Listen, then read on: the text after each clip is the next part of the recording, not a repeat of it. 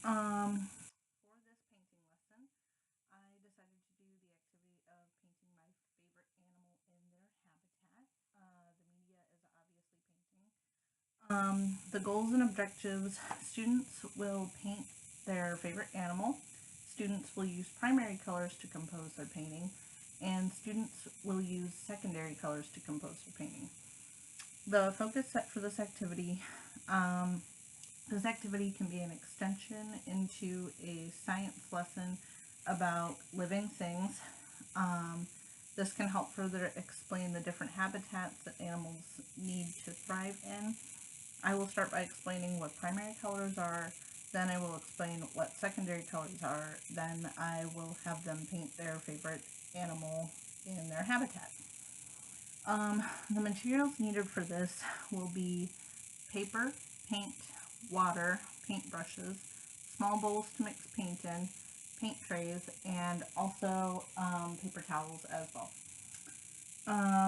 Okay, so first I will have the paper and the paint already set up on the table. Um, sorry, excuse me. And also on mixed paint because I want them to focus on very much understanding what the difference is between primary and secondary colors. I will introduce the topic of what primary colors are, being red, blue, and yellow, asking if they know what they are, and if they do, great, and if not, we'll further explain using a color wheel. Ooh, here, wait, give me one moment. Sorry about that. Let's see. Okay. By using a color wheel, it will be a little bit brighter. I just turned down my brightness for the purpose of this video. So I'll explain yellow, red, and blue and how they are the primary colors.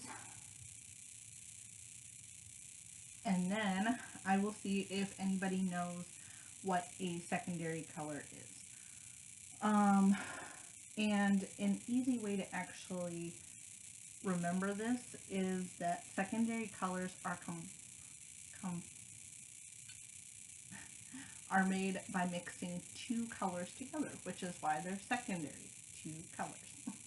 So, I'll explain, and we'll go into different shades. There is an extra shade on this color wheel of purple, but I will go through and explain how we get green from blue and yellow, how we get purple from blue and red, how we get orange from red and yellow, and mixing those colors together.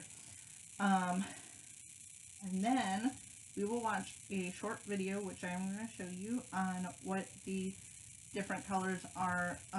This video is titled The Three Primary Colors, but it does explain, okay, red and yellow make orange, blue and yellow make green. So here is this. Oops.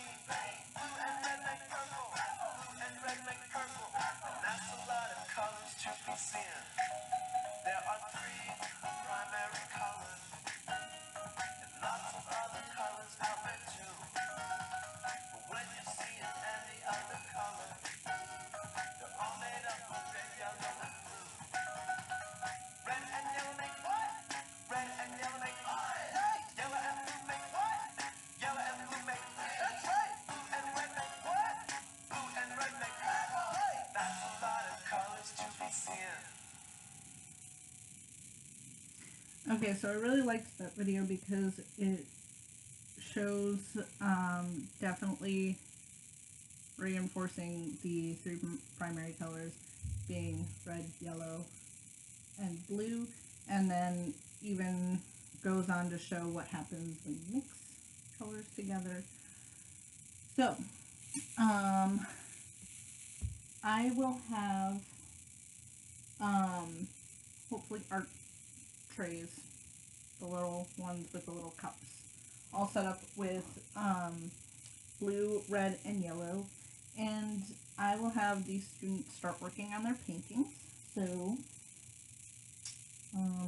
just like this, and because they'll only have red, yellow, and blue, they are going to start with just those colors, and if they need the other colors and ask me for them, I am going to refer them back to what we had just talked about, which is, okay, how do we get secondary colors? And then ask them to mix their own paint to make the secondary colors.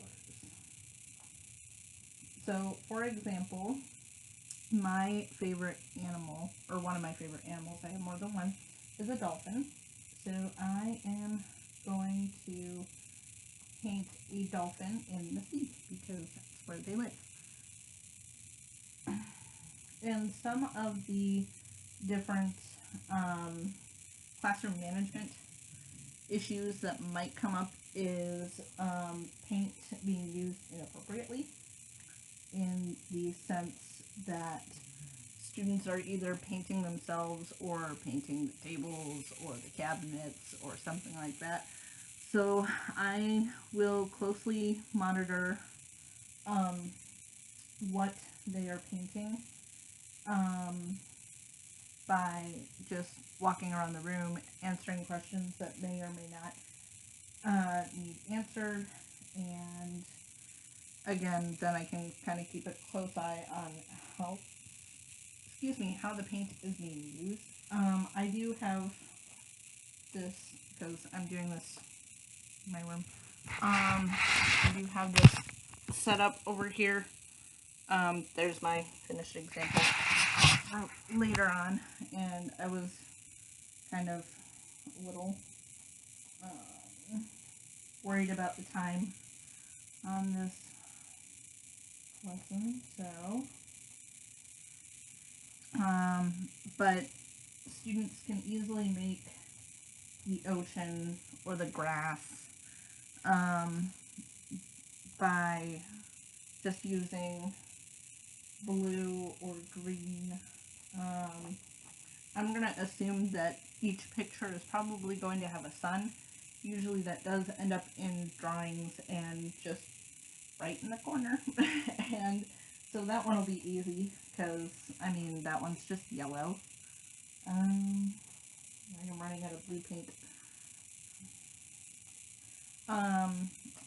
And I will say another issue that I kind of ran into with this one was the fact that the blue is kind of dark. So when I mixed my red and my blue together, it kind of created like a dark, really, really dark purple. And so I would either just let them use the dark purple, or I would introduce shades. I kind of wanted to introduce shades in like a different lesson, and would solely like to focus on primary and secondary colors, and not introduce shading quite yet, by using, white and black paint to either make it darker or lighter. So I think I would probably let them just go with the purple paint that we have and make based off of the colors that we have to use and the paint that we have to use. So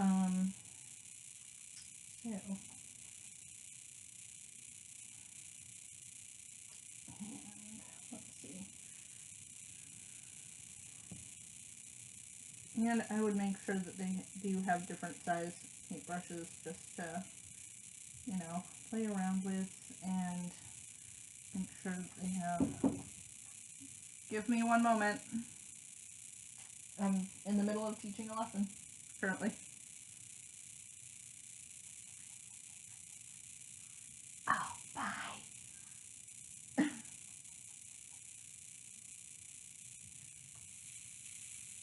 So, sorry, that was a friend that was visiting. Having a hard time right now. So,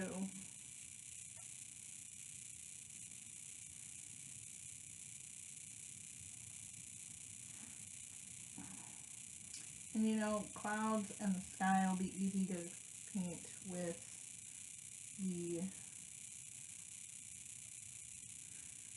blue and the yellow that is already there. So here is the start of something that a student might do, which is, like I said, mine would be a dolphin, so it would be yellow, yellow sun, and blue. Paint is not my forte, so this is going to actually look like a student did it. And I did one earlier, like I said, as a finished product because I slightly worried about the timing on this. So the primary colors that were used, yellow, blue, blue for the dolphin, blue for the ocean. I don't know if you can really see it, it's slightly showing up, but red for some coral down here. And then I mixed green together to make kelp and seaweed. And then I used orange to make Nemo, because I kind of assume if there's anything under the sea and they think orange, they'll think, oh, Finding Nemo! So, Nemo. And then I did use purple as another coral because I honestly did not know what else to use purple for as far as the sea goes. I could have made some shells probably, but yeah, so this would probably be something that a student would come up with. And that, I believe, covers it. And like I said, this could be used as a extension for a science lesson about habitats and the different ones that animals live in. So, thank you, and I hope you enjoy. Bye.